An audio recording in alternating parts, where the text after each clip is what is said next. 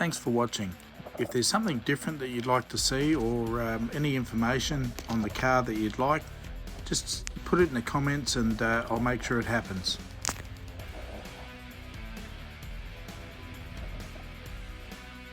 I'd like to highlight just one example of the many challenges that we faced building our small block over the last 8 years. When it came to timing covers, we struggled to find anything that would suit all of our needs. We could find some of the features we needed in some brands and other features in other brands, but no one brand had everything we wanted. This was always going to be an uphill battle because it's quite a custom fit. So in the end, I feel so fortunate at the time that Paul Topping, a long-time friend of mine and crew member, who had just purchased a 3-axis Haas CNC machine, was able to draw something up on CAD. We played around with a few features and a few things. Paul came up with many of the ideas himself, to his credit, and this is the finished product right here. So we were able to get a big block seal that we needed, obviously the raised cam location. We didn't want the lip that normally lives on here to house the sump gasket. That actually is incorporated into our gear drive, and we also had this unique bolt pattern for the drive for the magneto and fuel pump. So Paul was able to put that layout into the cover. He also added the gusseting, which is going to help support the magneto mainly that hangs out in the breeze quite a way. And the feature that I really like is Paul tweaked the timing pointer right down near to the degree wheel so that there was little room for error when setting ignition timing. Very important thing when you're playing with these engines. So yeah, I guess I'd just like to thank Paul. It's a work of art. In our lingo, it's jewellery, and it's a nice piece of jewellery to be worn on our engine. So thank you, Paul.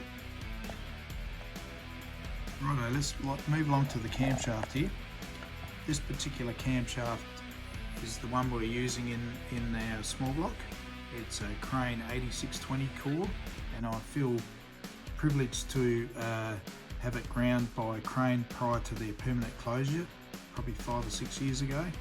I like my Crane stuff. I actually worked here in Adelaide for Crane for several years, and in that time, one trip to the US, I got to meet Chase Knightley, who is one of their old-time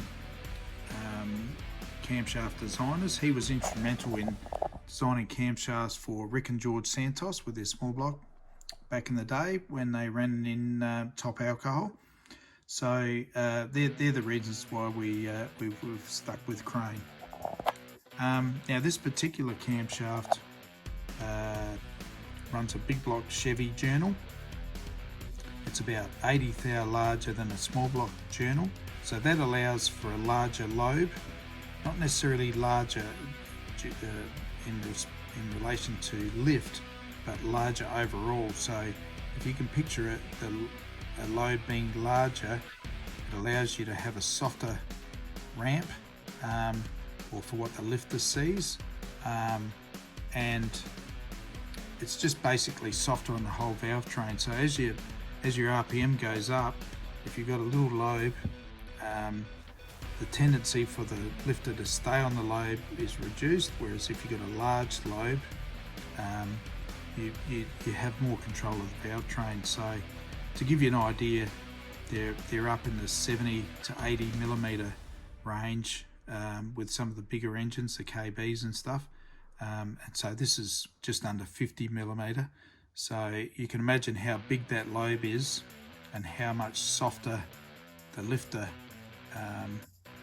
sees as far as what the severity of the lobe, if you like. It's very hard to explain, but I hope you get the picture of what I'm saying. But yeah, that's our camshaft, and hopefully when we get this thing revving to 5,000 RPM camshaft speed, it'll do us justice.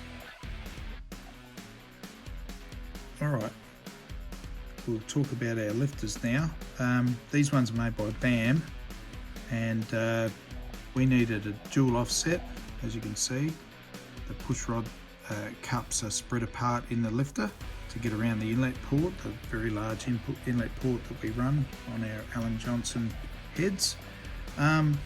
These particular lifters are bushed.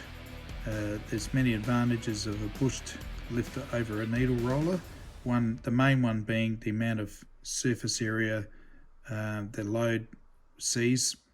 It's spread over a larger area, so the bush tends to outlast the needle roller, whereas a needle roller has lined surface contact, so there's nowhere near as much load sharing with a needle.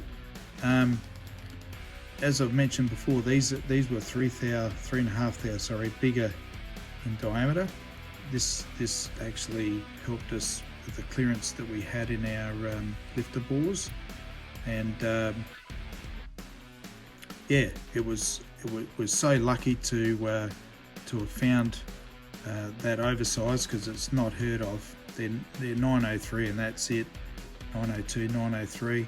So we're so lucky that George from Racemax was able to help us there. Just made a phone call out the blue, and I wasn't expecting him to say, yep, we can help you, but that was the words that come out of his mouth. So very, very fortunate to have sourced these lifters at a time where we really had little choice. So thanks to George, and yeah, hopefully we can do all these guys proud. I'd like to share with you what I do with my crankshafts before I do the final assembly on the engine. This was taught to me 30 plus years ago by a good old mate, Torrin. Torrin worked at a shop here in Adelaide, South Australia, called Litchfield's, and a lot of talented guys come out of that shop. Many of them operate their own workshops these days, so they were ahead of their time, and they were the go-to shop in the day. So what we do is as you know, we pre-assemble engines or dummy up engines just to check clearances. It might be rod to cam, it might be rod to block, it might be piston to valve, it might be piston to deck, whatever scenario it is. At times it's not the cleanest environment, and you can, as you're rotating the engine, you can get fine scratches because you might have dummy up bearings in the engine. Anyway, you can end up with fine scratches on the journals. So this method gets rid of those fine scratches. We put the crank in the lathe and set the lathe at a slow speed, and use this product, Autosol, on the journals, and we actually polish them. They come up like chrome. Any little blemishes or fine, and I'm talking fine scratches, just disappear. And one thing you need to do is make sure you clean those oil galleries out, because it is an abrasive, and that you don't want in your oil. So there you go, give it a go.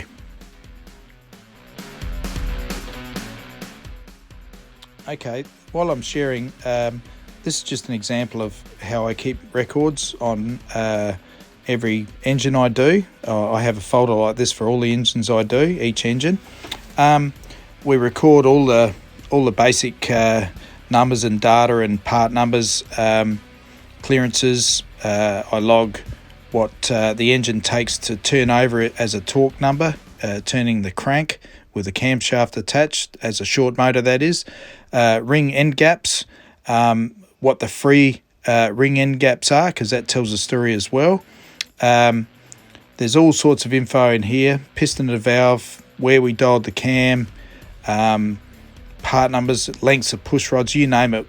This page has cylinder head information and inlet manifold information as far as runner lengths and areas, which is something I do on every engine I do because it's important. That page there, that's an ARP custom head bolt sheet, so I can look back at that and know what I ordered. There's our cam specs, there you go.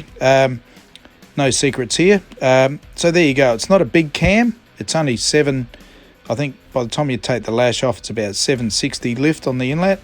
So, and also valve spring information. We're actually putting in new valve springs now, so that we'll have to redo that. But yeah, bit of a sneak peek at the record keeping I like to keep on all the engines.